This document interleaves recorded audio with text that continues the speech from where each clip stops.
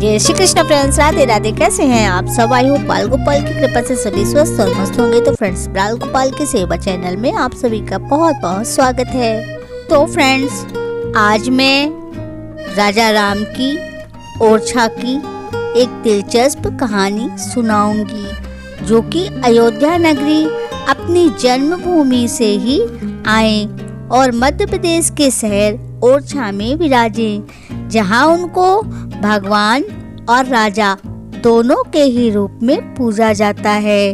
राजा के रूप में वे वहां विराजित हैं। उनको राजा राम सरकार कहकर ही पुकारा जाता है। तो फ्रेंड्स, अगर आपको हमारी बताई हुई कहानी पसंद आए तो प्लीज चैनल को सब्सक्राइब करना मत भूलिएगा, क्योंकि आपका एक सब्सक्राइब हमारे लिए बहुत ही महत्वपूर्ण है।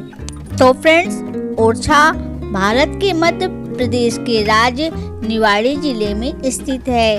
एक ऐतिहासिक नगर है। इसकी स्थापना रुद्र प्रताप सिंह बुंदेल द्वारा हुई थी सन 1501 के आसपास। राजा राम का एक ऐसा मंदिर है जहां इनको भगवान और राजा दोनों के ही रूप में पूजा जाता है।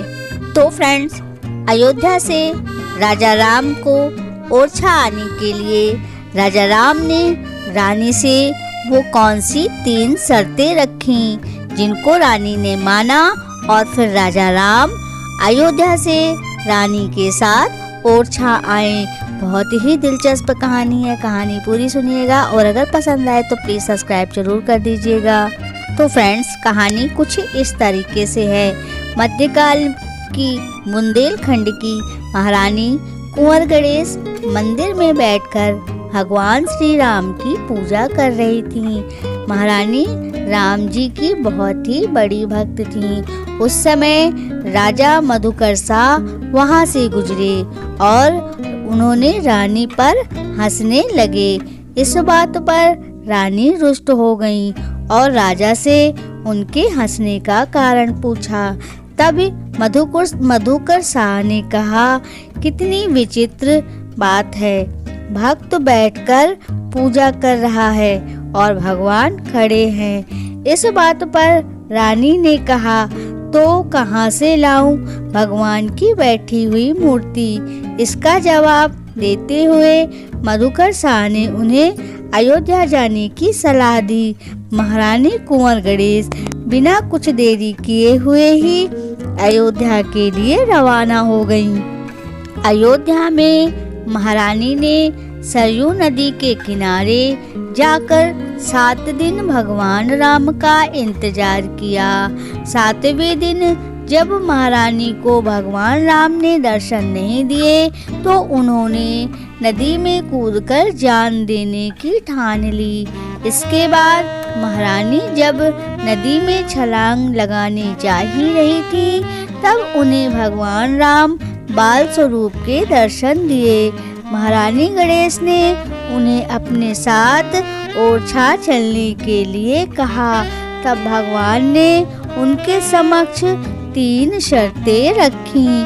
पहली शर्त, जहाँ जाऊंगा मैं वहीं का राजा रहूंगा। दूसरी शर्त, मैं केवल पैदल ही जाऊंगा। तीसरी शर्त, एक बार जहाँ विराजित हो जाऊंगा दोबारा और कहीं विराजित नहीं होऊंगा। मुझे एक बार अगर सिंहासन मिल गया तो मैं वहीं पर स्थापित हो जाऊंगा। रानी ने भगवान श्री राम की वे तीनों शर्तें मान ली और भगवान को लेकर 8 महीने 28 दिन तक पैदल चलकर अयोध्या से ओरछा तक का सफर तय किया।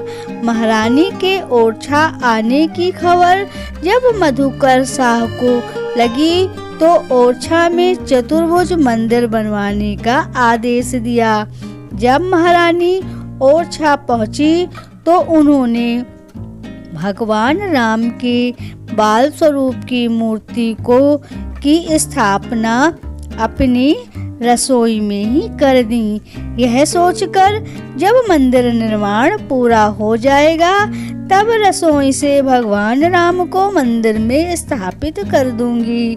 मंदिर का निर्माण कार्य पूरा होने पर महारानी ने भगवान राम को मंदिर में स्थापित करने की खूब कोशिश की, लेकिन भगवान प्रभु श्री राम वहां से टस से मस भी नहीं हुए।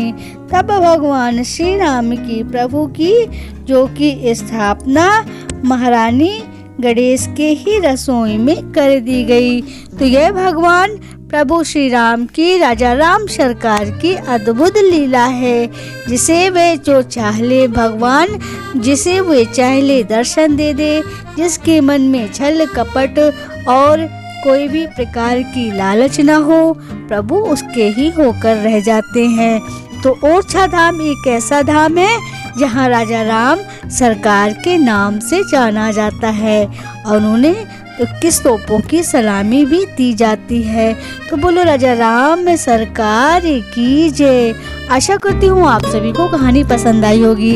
अगर पसंद आई तो प्लीज चैनल को सब्सक्राइब जरूर कर दीजिएगा, लाइक कमेंट और शेयर भी कर दीजिएगा और हाँ बेल आइकन जरूर प्रेस कीजिएगा, जिससे हमारे आने वाली हर वीडियो की नोटिफिकेशन आप तक पहुँचते रहें। अपना बहुत ख्याल रखिएगा। हम फिर से मिलेंगे एक नई वीडियो और एक नई जानकारी के साथ। तब तक के लिए जय श्री कृष्णा, राधे राधे।